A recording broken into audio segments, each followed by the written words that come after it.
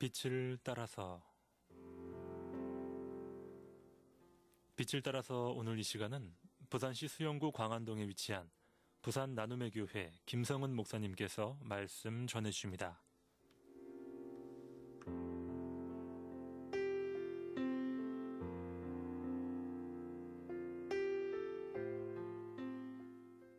할렐루야. 부산극동방송의 청자 여러분, 주님의 이름으로 환영하고 축복합니다. 오늘은 열왕기하 2장 7절에서 14절 말씀을 가지고 가슴을 뛰게 하는 롤 모델을 설정하라. 가슴을 뛰게 하는 롤 모델을 설정하라는 제목으로 말씀을 전하려고 합니다.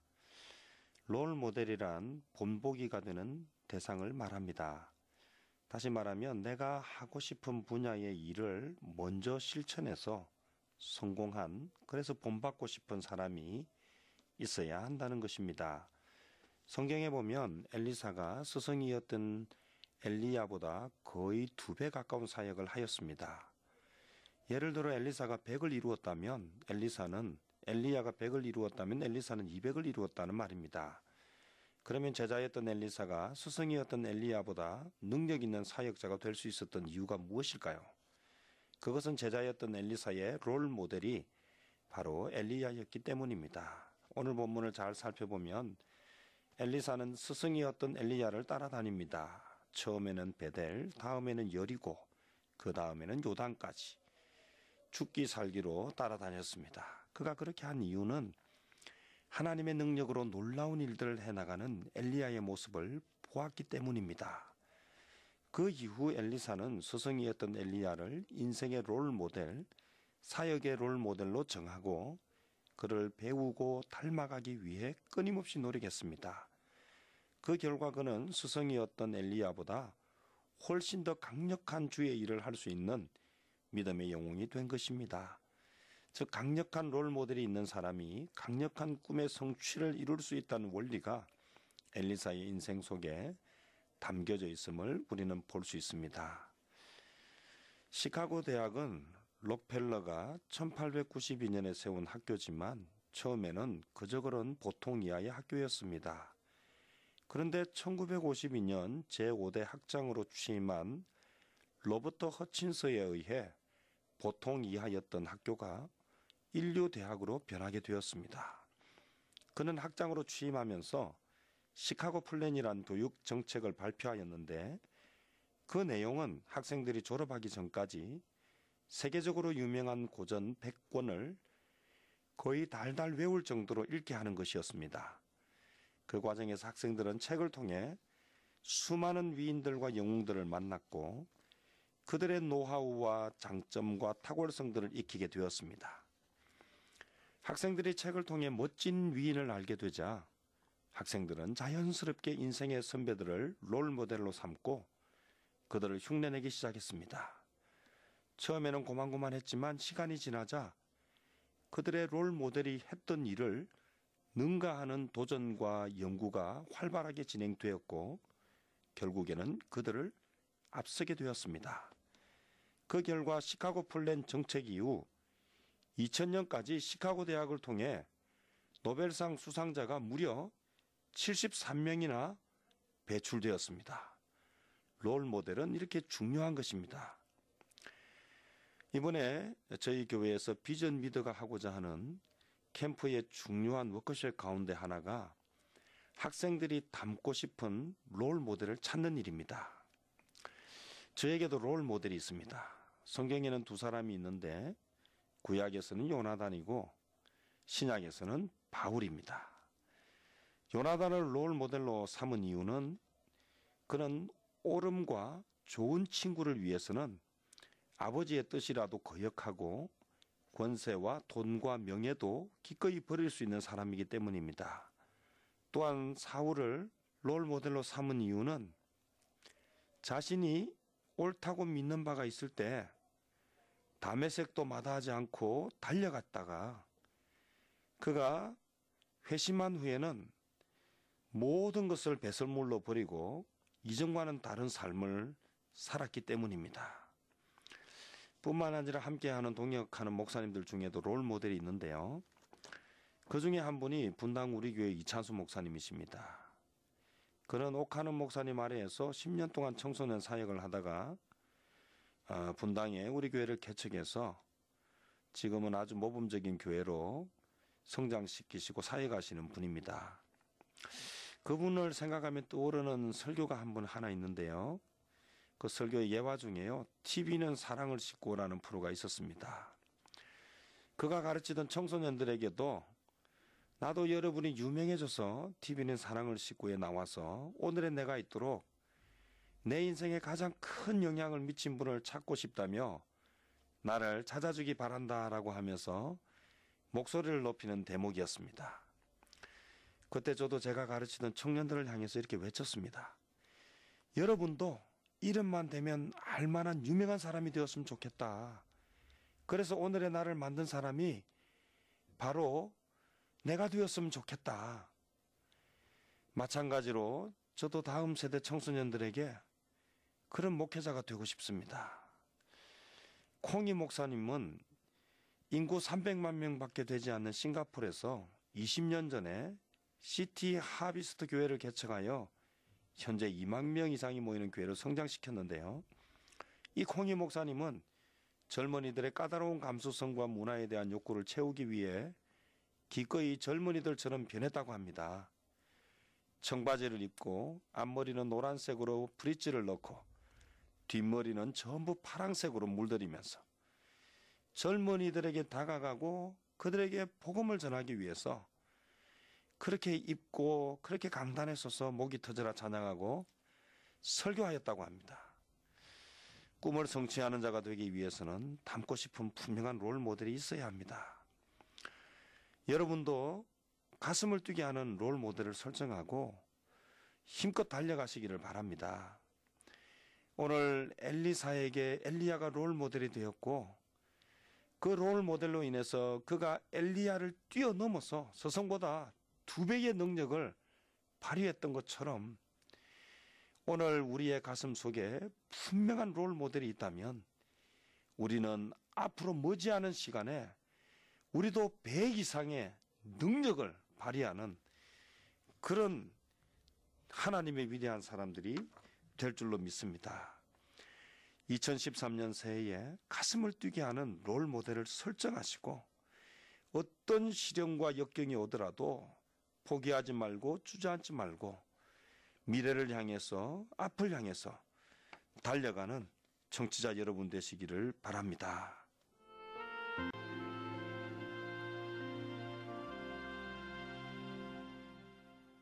빛을 따라서 오늘 이 시간은 부산시 수영구 광안동에 위치한 부산 나눔의 교회 김성은 목사님께서 말씀 전해주십니다.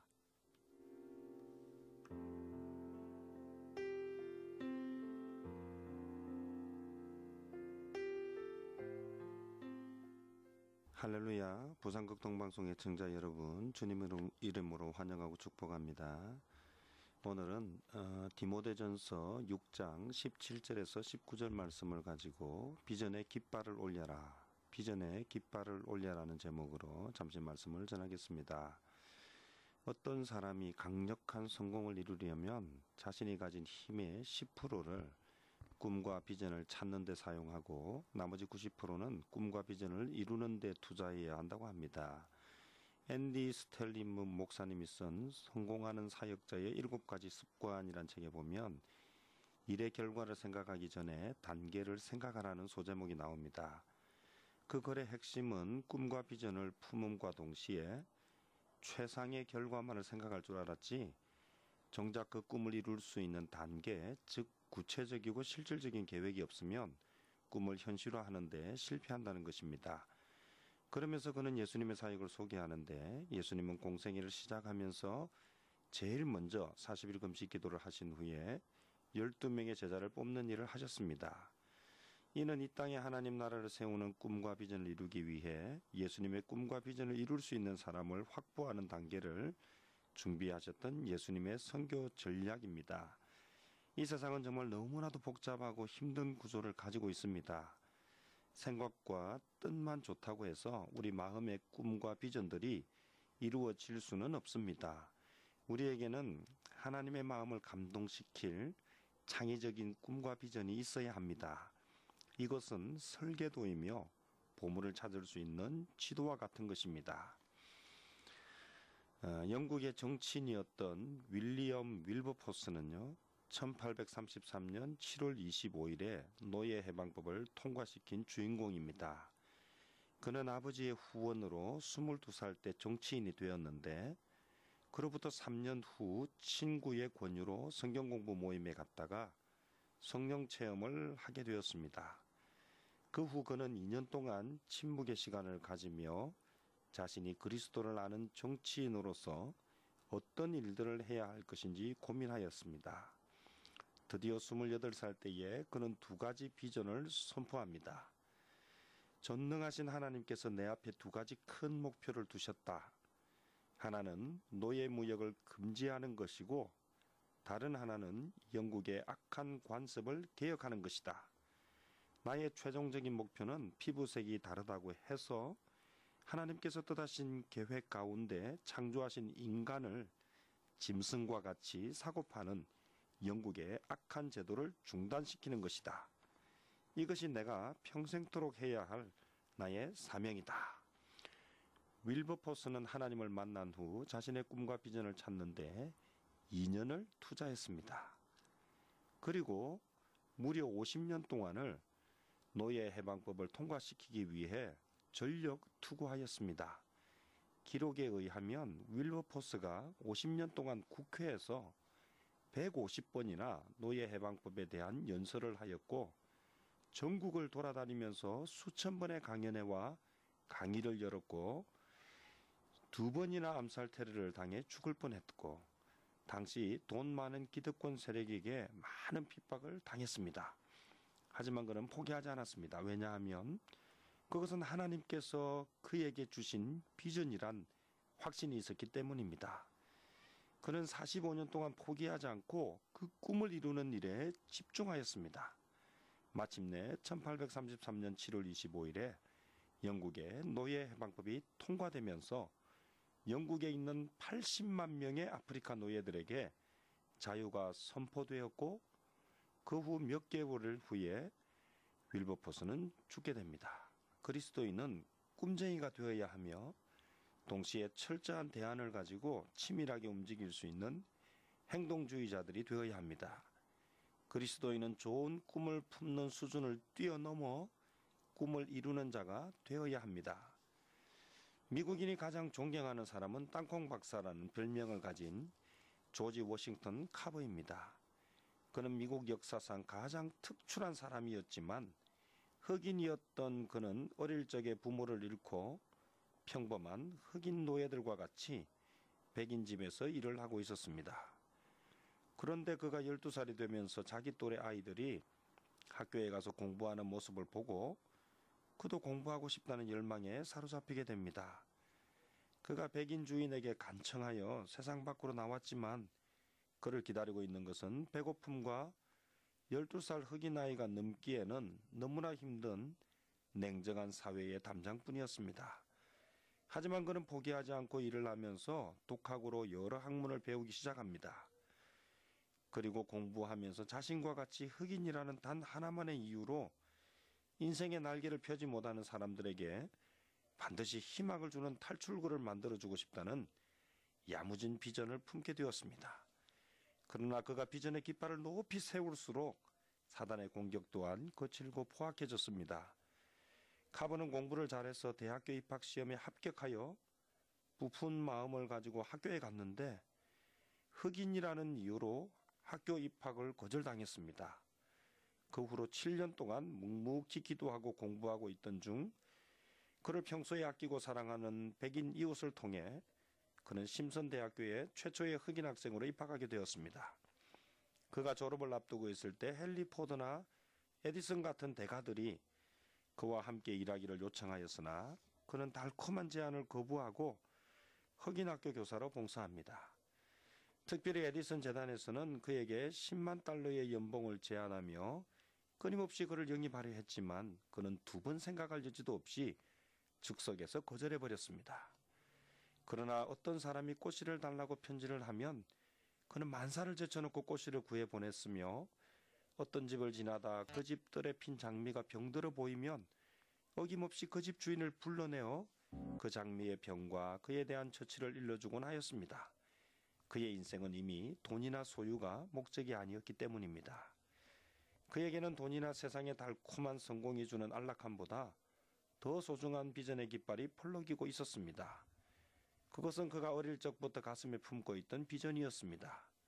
그는 학생들을 가르치면서 어떻게 하면 흑인들의 삶을 변화시킬지를 연구하였습니다. 이 과정에서 그는 땅콩에서 무려 300가지 이상의 상품을 개발하여 가난과 억울한 편견에 신음하고 있는 흑인들에게 그의 노하우를 전수하기 시작합니다.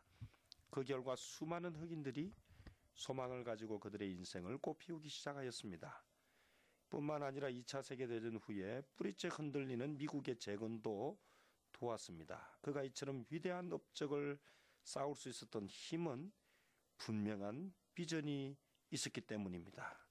세상 사람들이 속고 있는 것이 있는데요. 그것은 바로 빨리 가고 많이 소유하면 성공할 수 있다고 하는 생각입니다. 하지만 이는 크나큰 착각입니다. 왜냐하면 사람에게 속도보다 중요한 것이 방향이기 때문입니다. 내가 무엇 때문에 공부하고 일을 하고 삶을 살아가야 하는지에 대한 분명한 목적에 깃발을 세우는 것이 그 무엇보다 중요한 일입니다. 어느 날 시골의 한 할머니가 동네 친구 중에 누가 죽었다는 소식을 듣고 곧바로 장례식장으로 달려가서 밤새도록 땅을 치고 울었다고 합니다. 그런데 다음 날 아침 할머니는 사람들에게 물었습니다. 그런데 누가 죽은겨? 알고 보니 할머니와 전혀 상관없는 사람이었습니다. 우리도 이 같은 실수를 범할 수 있습니다. 행동을 하기 전에 지금 나의 행동이 어디로 나아가고 있는지 방향과 목적이 정확하게 세워져 있어야 노력하는 삶의 대가가 따르는 것입니다. 오늘 본문 말씀을 다시 한번 기억하시고요. 선을 행하고 선한 사업을 많이 하고 나누어 주기를 좋아하며 너그러운 자가 되게 하라는 이 말씀이 오늘 저와 여러분의 비전이 되고 목표가 되기를 주님의 이름으로 축원합니다.